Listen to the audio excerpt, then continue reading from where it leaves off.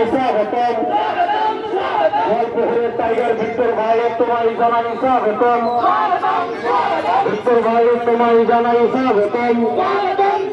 Bangla tiger Victor ভাই তোমায় জানাই স্বাগতম। कांग्रेस पार्टी जिंदाबाद, कांग्रेस पार्टी जिंदाबाद, गोवालपुकुर जिंदाबाद। गोवालपुकुर टाइगर विक्टर भाई तुम्हारी जानाई स्वागतम। बांग्ला टाइगर विक्टर भाई तुम्हारी जानाई स्वागतम। कांग्रेस पार्टी जिंदाबाद। अनेक अनेक धन्यवाद।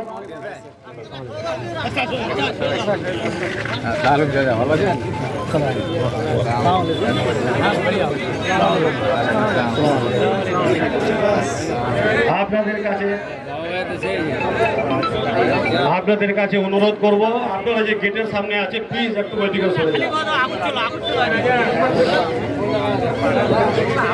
আপনারা একটু এইদিকে সরে যান। यहाँ पर मौजूद कांग्रेस के तमाम लीडर्स और यहाँ पर आए ग्वालपोखर की एक अजीम शख्सियत जिसको हम लोग वकील बाबू के नाम से जानते हैं, मेरा छोटा भाई है।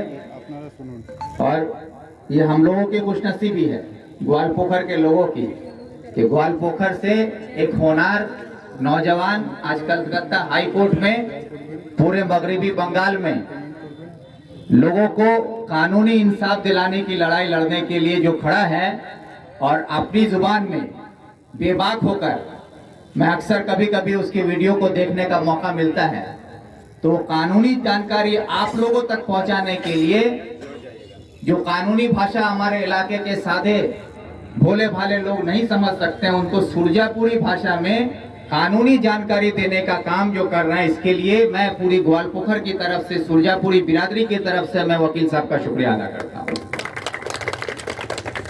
और आज की ये मीटिंग में जो आप लोग यहाँ पर शिरकत फरमाए हैं, मैं आप सबका तहे दिल से शुक्रिया अदा करता हूँ, क्योंकि लोकसभा चुनाव में आप लोगों की तरफ से जो भरपूर प्यार और मोहब्बत मिली, उससे हम लोग ग्वालपोखर से जिस तरीके से आप लोगों ने वोट देकर कामयाबी के शिखर तक पहुंचाने की कोशिश की, हम लोग यहाँ से आगे बढ़े, चकलिया में आगे बढ़े, करंदगी भी काफी आगे बढ़े, लेकिन परेशानी हम लोगों को रायगंज में जाके हुई, क्योंकि वहाँ बीजेपी, कलियागंज में बीजेपी काफी तादाद में वोट ले लिया।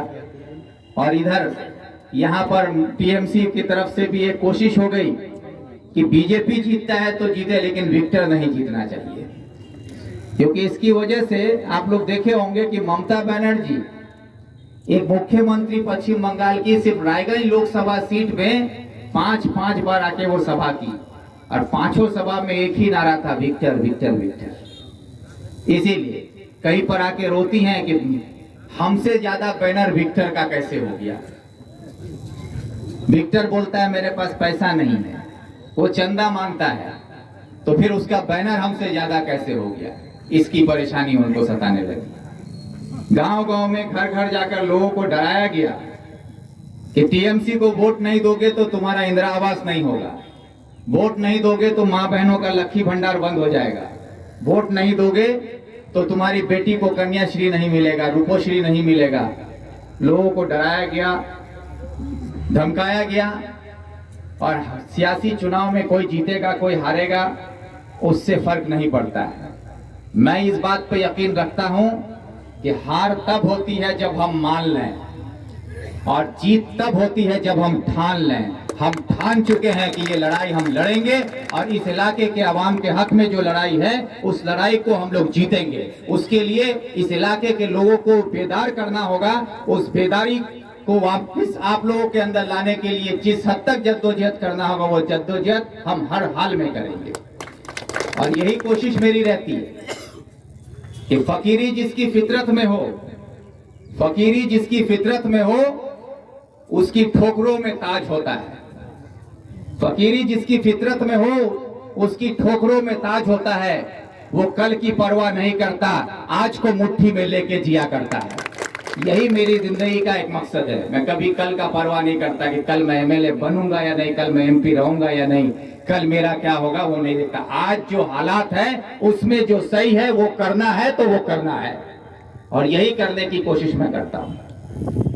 आज उसी तरह से आप लोगों के सामने आज जो ये मीटिंग बुलाई गई है, आज आप लोग यहाँ पर आए हैं। अभी मौलाना साहब बोल रहे थे कि यहाँ पर आने से लोगों को रोकने के लिए अपने टीएमसी के तमाम मेंबरों को कह दिया गया कि अपना अपना बूथ संभालो, अपना अपना गांव में देखो, आदमी नहीं जाना चाहिए, रोकने के लिए लगा दिया गया।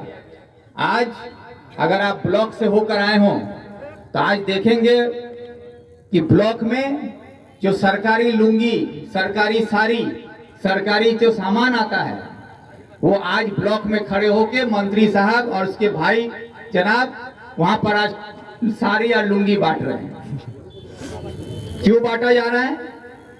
ताकि सारी लुंगी लेने के लिए लोगों का लाइन वहां लगा रहे हैं, गोतीहाट में लोग ना पहुंचे। तो मैं इसलिए मैं शुक्रिया अदा करता हूं कि कम से कम आप लोगों की इतनी मोहब्बत तो है कि आपकी मोहब्बत को देखकर आज मोनी साहब को, रब्बानी साहब को डरना पड़ता है। तो इसी डर के बहाने कुछ माँ बहनों को साड़ी तो मिल रहा है, तो ये सारी जो उनको मिल रहा है उसके लिए भी मैं शुक्रिया अदा करता हूं। किसी भी तरह से वो फायदा पहुंचना चाहिए, वो भले हमारे डर से पहुंचे या हमारे काम से पहुंचे, लेकिन पहुंच तो रहा है, तो ये भी बड़ी बात है। आज जो हालात के तहत मैं सियासी मुद्दों पर आप लोगों के सामने बात करना चाहता हूं, क्योंकि मैं देखता हूं कि हम लोग सिर्फ चुनाव में किसी को हराने और किसी को जिताने की बात करते हैं कि भाई आप लोग देश आजाद होने के बाद से हर चुनाव में हम लोग वोट देते हैं, कोई ना कोई पार्टी जीतती है, कोई ना कोई नेता जीतता है, कोई एमएलए बना, कोई एमपी बना। लेकिन जब आप वोट देते हैं, आप किसी पार्टी को जिताते हैं, किसी की सरकार बन जाती है, लेकिन क्या आवाम जीतता है? क्या आपकी जीत हुई है? आपके जो हक और हुकूक की बात को लेकर जो मुद्दों पर सियासत की जाती है, क्या उसमें से एक भी वायदा पूरा होता है? आज ऐसा कोई गांव नहीं है या यहाँ पर मौजूद हम लोग जितने लोग हैं, ऐसा किसी का घर नहीं है जिस घर से हमारे नौजवानों को अपने परिवार का पेट पालने के लिए अपना घर, अपना परिवार छोड़कर, चाहे वो दिल्ली हो, पंजाब हो, हरियाणा हो, चंडीगढ़ हो या केरल हो, कर्नाटक हो, महाराष्ट्र हो, हिंदुस्तान के मुख्तलिफ शहरों में जाकर मेहनत मुशक्कत मजदूरी करने के लिए मजबूर किया जाता है। अभी मैं आया तो सुना वकील साहब भी इस पर कुछ बोल रहे थे। वो जहां गए वहां पर देखते हैं होटलों में काम करने वाला कौन है? हमारा सुरजापुरी आदमी, हमारा कोई भतीजा है, कोई हमारा बेटा है, कोई हमारा भाई है, कोई हमारा रिश्तेदार है, जो कहीं होटलों में काम कर रहा है, कोई सड़कों पे काम करता है, कोई मिस्त्री का काम कर रहा है, कोई कारखाने में काम कर रहा है। आप लोगों की जानकारी के लिए मैं बताना चाहता हूं कि पूरे मगरबी बंगाल से तकरीबन 42 लाख नौजवान बंगाल से बाहर जाकर हिंदुस्तान में काम करते हैं। और कोई बड़ा बड़ा काम करने नहीं जाते हैं, ये कोई ऑफिसर बन के जा रहा है, कोई वकील बन के जा रहा है, कोई मास्टर साहब बन के जा रहा है, कोई बहुत बड़ा बिजनेस करने जा रहा है, ऐसा बात नहीं है। ये 42 लाख लोग मजदूरी करने जाते हैं। जैसे अभी मंडी, हमारे इलाके से हजारों की तादाद में मंडी चले गए हैं लोग, अभी भी जा रहे हैं। तो ये जो तादाद है, ये तादाद पूरे बंगाल में 42 लाख है। और 42 लाख में पूरे बंगाल में जितना जिला है, उसमें जितना सब डिवीजन है, उसमें देखा गया कि सबसे ज्यादा, सबसे बड़ा तादाद जो है मजदूरों का जो बाहर जाके काम करता है, वो कहां पर है? तो वो हमारा सब डिवीजन है, इस्लामपुर सब डिवीजन। सिर्फ इस्लामपुर सब डिवीजन से तकरीबन 3 लाख लोग काम करने बाहर जाते हैं। और ये जो तादाद है पूरे बंगाल में सारे सब डिवीजन, सारे जिलों से सबसे ज्यादा है। इससे ये बात साबित होती है कि हमारे इलाके के नौजवानों में हुनर है, काबिलियत है, लेकिन उनके हुनर और उनके काबिलियत को काम नहीं मिलता है, उनको सरकार काम नहीं दे पाती है, जिसकी वजह से हमारा यहाँ का नौजवान जाके केरला में सड़क बनाता है, हमारा यहाँ का नौजवान जाके बड़ी बड़ी इमारतें दिल्ली में बना रहा है, हमारा यहाँ का नौजवान जाके जरी का काम करता है, हमारा यहाँ का नौजवान जाके मंडी में काम कर रहा है, हमारे यहाँ का नौजवान कहीं किसी कल कारखाना में काम कर रहा है। ये सारा काम करने के लिए जो हुनर की जरूरत है, ताकत की जरूरत है, मेहनत की जरूरत है, वो करने वाला हम और हमारे लोग हैं। और ये काम को दूसरी सरकार काम में लगा रही है। ये सोचने की बात है कि जब यहाँ का नौजवान हजारों की तादाद में जाके दिल्ली में काम करता है, तो दिल्ली की सरकार वहां पे काम ले रही है, चाहे वो कारखाने में हो, चाहे वो जरी के काम में लगे, चाहे वो सड़क बनाने में लगे, चाहे मकान बनाने में लगे, लेकिन वहां पे काम है तो वहां पे लोगों को काम मिल रहा है। दिल्ली में भी एक सरकार है, हरियाणा में भी एक सरकार है, चंडीगढ़ में भी एक सरकार है, केरल में भी है, तमिलनाडु में भी है, कर्नाटक में भी है। हिंदुस्तान के हर शहर में एक सरकार है, हर जगह। तो हर सरकार जब हजारों की तादाद में लोगों को यहां से ले जाकर वहां रोजगार दे सकती है, तो हमारे मगरबी बंगाल की सरकार हमारे नौजवानों को यहां काम क्यों नहीं दे सकती? क्या ये सवाल नहीं है?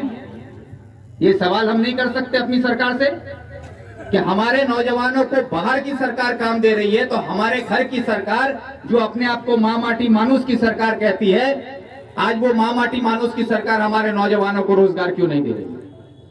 हमारे नॉर्थ बंगाल में कहा जाता है कि हम लोग पिछड़ा हुआ है। हम लोग पिछड़ा हुआ इसलिए हैं क्योंकि हमारे अंदर इत्तेहाद नहीं है और हम अपनी लड़ाई नहीं लड़ पाते। आज अगर आप बोले फैक्ट्री बनाने की बात, तो आज फैक्ट्री बनाने के लिए आप जाते हैं, आप हिमाचल चले जाइए तो सीमेंट फैक्ट्री आपको वहां मिलेगा, लेकिन हिमाचल में जो सीमेंट फैक्ट्री है उसको डोलोमाइट कहां से सप्लाई होता है? कभी ये सब चीज को हम लोग नहीं सोचते हैं कि कारखाना हिमाचल में है, कारखाना वहां है, हम लोग बोलते हैं कि हिमाचल में कारखाना है, लेकिन कारखाना में सीमेंट बनाने के लिए जो डोलोमाइट का जरूरत होता है, वो डोलोमाइट हमारे नॉर्थ बंगाल से जाता है। तो हमारा नॉर्थ बंगाल से डोलोमाइट जाके हिमाचल में कारखाना में लगता है, तो क्या सरकार चाहे तो हमारे हिमाचल में जो कारखाना है उसको लाके नॉर्थ बंगाल में वो कारखाना नहीं बन सकता है? हमारे यहाँ से बांस की तादाद बहुत है, आप देखते हैं बांस हर गांव में आपको बांस का झाड़ मिलेगा। ये जो अखबार आप लोग पढ़ते हैं, वकील साहब कोर्ट में जो दस्तावेज तैयार करते हैं कागज में, आपके घर में जो बच्चों को स्कूल में पढ़ने के लिए कॉपी किताब लगता है, ये कागज कहां से बनता है? ये कागज बांस से बनाया जाता है। और ये पेपर फैक्ट्री जितना भी है, आप देखिएगा हमारे यहाँ से ट्रक में लोड हो के बांस जाता है। कहां जाता है ये सारा बांस? हमारे यहाँ से करोड़ों की तादाद में बांस ले जाया जाता है। हमारे यहाँ का बांस जाके दूसरे राज्यों में जाके पेपर फैक्ट्री में जमा होता है, वहां पर पेपर तैयार होता है, फिर वही पेपर आता है आपका यहाँ पर, तो आपका बच्चा पढ़ता है। तो हमारा बांस जाके बनेगा दूसरा जगह पेपर में, वहां पर मजदूरों को काम मिलेगा, वहां की तरक्की होगी, लेकिन हमारा सरकार हमारा बांस बेच के पैसा का, यहाँ पे फैक्ट्री नहीं बन सकता है। ये सब चीज समझने की जरूरत है कि जो